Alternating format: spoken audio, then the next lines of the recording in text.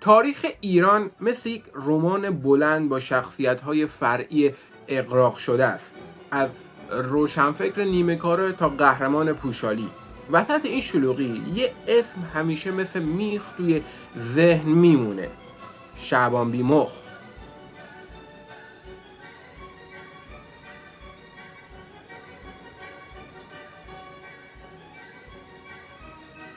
مردی که نه فیلسوف بود نه سیاستمدار، ولی در یکی از سرنوشت‌سازترین پیچ‌های تاریخ معاصر ایران، یعنی کودتای 28 مرداد سال 1332، نقش مهمی بازی کرد.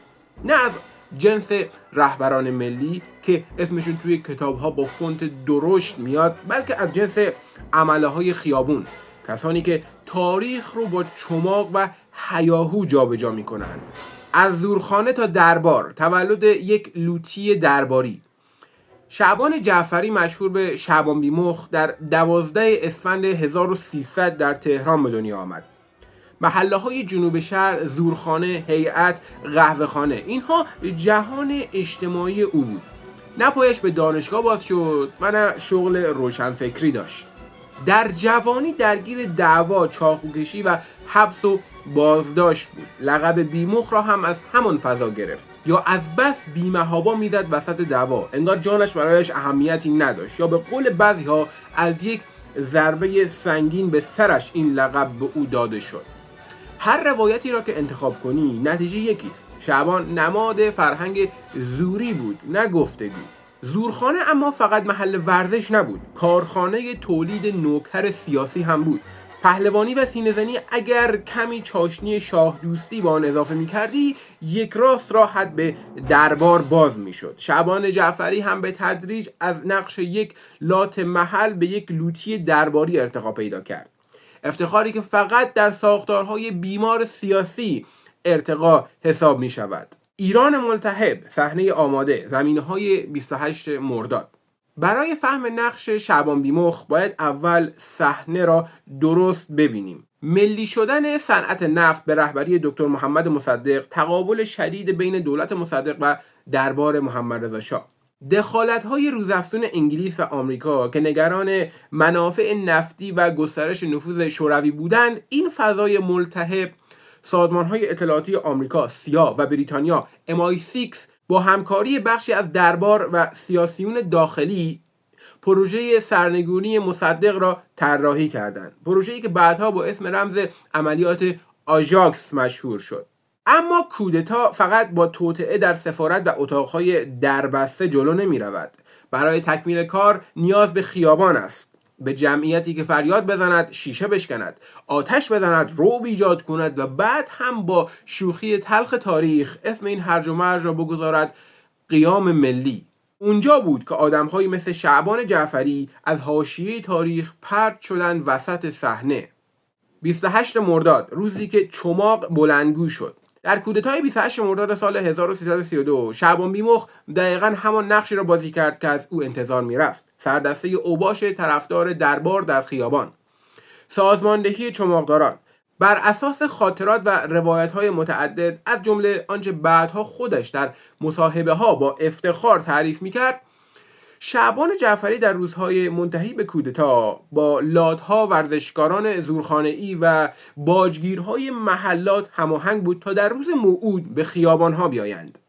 حرکت دسته‌های چماق به دست از محله‌های جنوب شهر به سمت مرکز شهر، حمله به دفاتر حزب‌ها و گروه‌های حامی مصدق، ایجاد رعب و وحشت در خیابان‌ها. کسی از او انتظار نظریه سیاسی نداشت، همانطور که از یک آچار انتظار تئوری فیزیک نمی رود. شعار زنده باد شاه با لهجه چاله میدونی. در روز 28 مرداد شعبان و گروهش با کامیون و دسته‌های سازماندهی شده به خیابان‌ها آمدند. روایت‌ها از حمله به خانه و دفتر یاران مصدق، ساختمان‌های دولتی، دفاتر روزنامه‌های منتقد شاه پر است. شعارها ساده بود، تحلیل لازم نبود، پول و دستور از جاهای دیگر می آمد. کار بازو بود، نه مغز. و داستان تلخ اینجاست که همین بازوها در نهایت ورق را به نفع دربار برگرداند. وقتی تانک‌ها و واحدهای نظامی هم وارد صحنه شدند و حلقه محاصره بر دولت مصدق تنگ شد، شعبان و یارانش نقش پیاده نظام خیابانی کودتا را تکمیل کردند. خیابان را در اختیار شاه دوستان قرار دادند تا در تلویزیون و رادیو اسم این آشوب را بگذارند خشم خودجوش مردم. بعد از موفقیت کودتا وفاداری بیتون و چرای شعبان به شاه بی جواب نماند. به او زورخانه و باشگاه ورزشی داده شد. امتیازها و امکانات اقتصادی گرفت. به عنوان پهلوان شاه دوست تبلیغ شد. تاریخ برای اهل فکر معمولا زندان و تبعید دارد، اما برای اهل چماق زورخانه مجلل و عکس یادگاری و درباری ها به ارمغان می آورد. اما شعبان بیمخ بعد از کودتا از چاله میدان تا تصویر رسمی در سالهای بعد از کودتا شعبان جعفری کم کم از یک لات خیابانی به یک چهره نیمه رسمی تبدیل شد. یک جور نماد لوطیگری سلطنت پسند. در مراسم‌های رسمی و مذهبی شرکت می‌کرد. خودش را فدایی شاه می‌نامید. رابطه نزدیکی با برخی درباری‌ها و چهره‌های امنیتی داشت. تصویری که از او ساخته شد این بود: پهلوان غیور وطن دوست. اما هر کس کمی حافظه تاریخی داشت میدانست این پهلوان همان کسی است که در 28 مرداد با چماق راه را برای بازگشت استبداد هموار کرده بود. به نوعی غسل تعمید سیاسی. گذشتت هر چه باشد اگر طرف قدرت ایستاده باشی برایت روایت تازه‌ای نوشته می شود. اما می رسیم به فروپاشی. انقلاب 57 وقتی تاریخ نقش را عوض کرد.